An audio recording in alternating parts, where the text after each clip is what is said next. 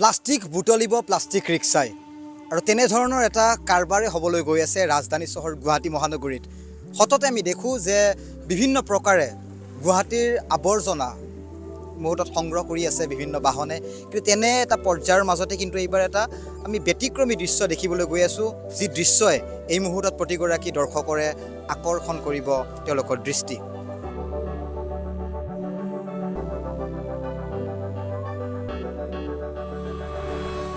আজি বহুত দিনৰ পৰা আমি চেষ্টা কৰি আছিলোঁ যে গুৱাহাটীত এই যিটো আমাৰ প্লাষ্টিক বুলিয়ে নহয় অন্যান্য যিমান জাবৰ জোঁথৰ এইবিলাকৰ যিটো সমস্যা, যে তাৰে কি ধৰণে আমি সমাধান কৰিব পাৰোঁ।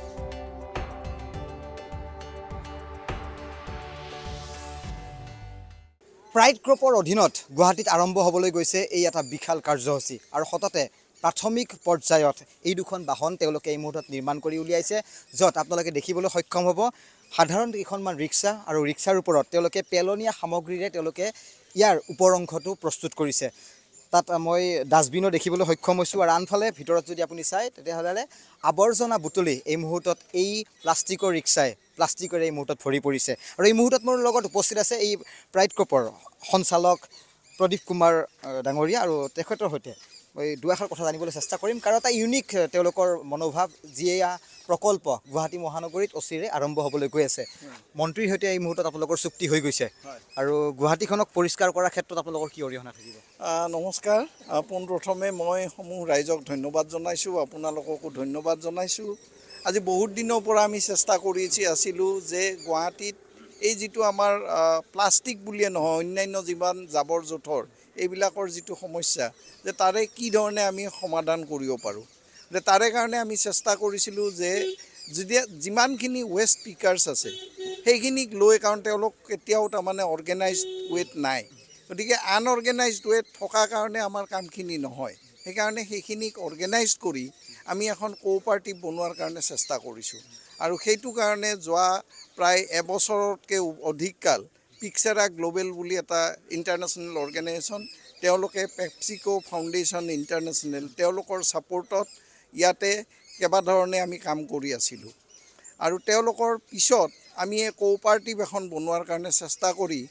আজি অফিচিয়েলি আমাৰ এই কোঅপাৰেটিভখন Pragjyotishpur recycling initiative for development and environment cooperative society limited,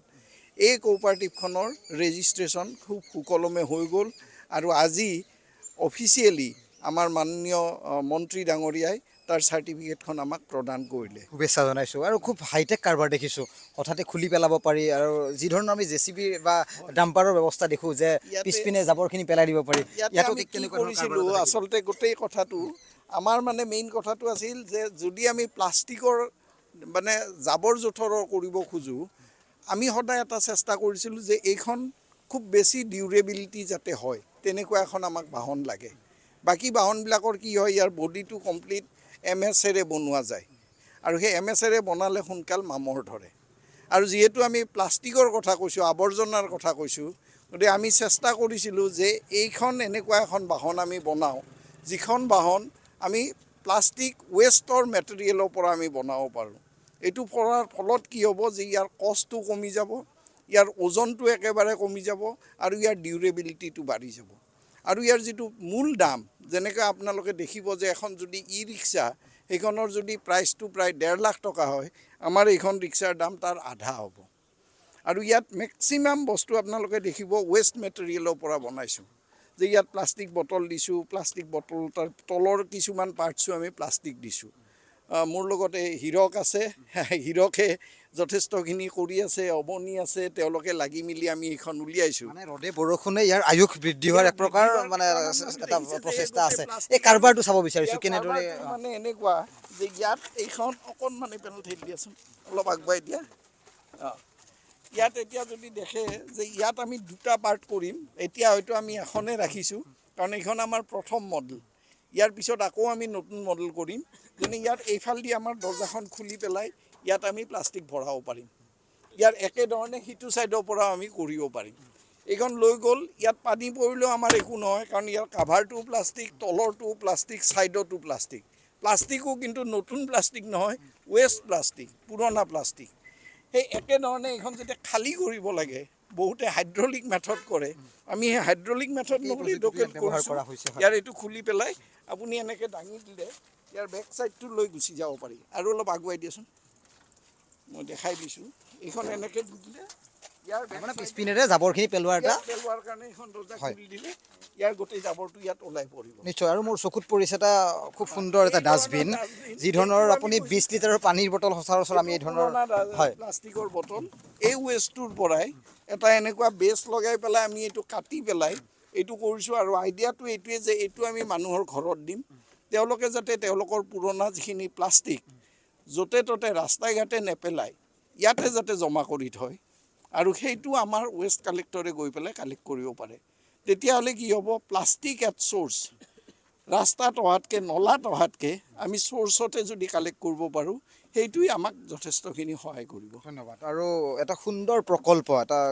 good sign যদি চোৱা যায় তেতিয়াহ'লে কাৰণ গুৱাহাটী মহানগৰীত আৱৰ্জনাৰে ভৰি পৰা এই মহানগৰীখনে কিদৰে আমি পৰিষ্কাৰ কৰি ৰাখিব পাৰোঁ তাক এই মুহূৰ্তত কিন্তু এই প্ৰজেক্টটোৱে বিশেষভাৱে অৰিহণা যোগাব কিন্তু মই পুনৰ কৈছোঁ যে গুৱাহাটীত প্লাষ্টিক বুটলিবলৈ এই ধৰণৰ প্লাষ্টিক ৰিক্সা এই মুহূৰ্তত সাজু হৈ উঠিছে গতিকে আমি সামগ্ৰিক পৰিৱেশ ইয়াৰ যিগৰাকী সঞ্চালক বা ডাইৰেক্টৰ আছে তেওঁ কিছু কথা জনালে গতিকে নিশ্চয় ইয়াৰ পৰা কি ধৰণৰ এটা ৰিজাল্ট আমি দেখিবলৈ সক্ষম হ'ম সেয়া নিশ্চয় লক্ষণীয় হ'ব কিন্তু আৰু এটা ইউনিক বস্তু যে মানে এই ৱেষ্টৰ পৰা আমি আচলতে যথেষ্ট ভেলু এডেড বস্তু বনাব পাৰোঁ মই এটা সৰু উদাহৰণ দিছোঁ যে এইকেইখন মানে পেলনীয়া বস্তু এইখন প্লেট এইটো মগ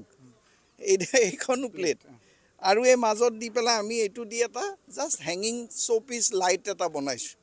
যে ইয়াতে আপুনি মানে এইটো দেখিছেনে ইয়াতে দি আমি জুই লগাই পেলাই এটা লেম্প এটা হ'ব পাৰে ঠিক এনেকুৱা এটা জাষ্ট এক্সাম্পল এইটো হ'ব পাৰে ডাষ্টবিন বনাইছোঁ এনেকুৱা আৰু আমাৰ বহুত ডাঙৰ হ'ব পাৰে আৰু যিটো আমাৰ ভৱিষ্যতৰ হেৰি যে আমি ৱেষ্টৰ এটা হয়তো আমি ইয়াতে মিউজিয়ামো কৰিম যিটো আজি অসম চৰকাৰৰ মাননীয় মন্ত্ৰী আৰু সন্মানীয় এডিশ্যনেল চিফ ছেক্ৰেটাৰী তেখেতে কৈ গৈছে যে যদি আমি এইটো কৰোঁ তেখেতসকলে আমাক যথেষ্ট সহায় কৰিব আৰু আশা কৰিছোঁ যে অহা দিনত হয়তো এইটো প্ৰথমবাৰৰ কাৰণে অসমত ৱেষ্টৰ এটা মিউজিয়াম হ'ব পাৰে ভাল কথা আৰু এইদৰে গোটেই নিদৰ্শনটো যদি সঠিকভাৱে আগবাঢ়ে তেতিয়াহ'লে নিশ্চয় অসমবাসীয়ে লাভ কৰিব এটা পেলনীয়া সামগ্ৰীৰ ওপৰত এটা মিউজিয়াম এই ধৰণৰ ৰিক্সা গুৱাহাটী মহানগৰীৰ ৰাজপথত দৌৰিবলৈ মুহূৰ্তত সাজু হৈছে গতিকে নিশ্চয় এই প্ৰজেক্টটো কিমান দূৰ আগবাঢ়ে কিমান ফলপ্ৰসূ হয় নিশ্চয় লক্ষণীয় হ'ব